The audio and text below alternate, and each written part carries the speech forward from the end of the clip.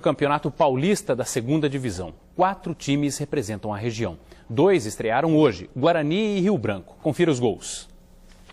Em Americana, o jogo entre Rio Branco e São José foi disputado com os portões fechados. A federação só liberou o estádio Décio Vita para receber a torcida a partir da próxima rodada. E ainda bem, o time da casa foi goleado. Paulinho Cuiabá fez 2 gols. Ainda no primeiro tempo, Velica ampliou. E logo no começo da etapa final, Valdir Papel marcou 2 vezes. E ficou assim, Rio Branco 0, São José 5. Em Campinas, o Guarani enfrentou o São Bento.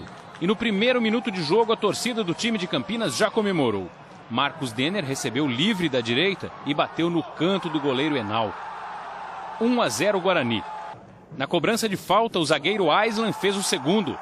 E Bruno Rangel fechou o placar. Final, Guarani 3, São Bento 0.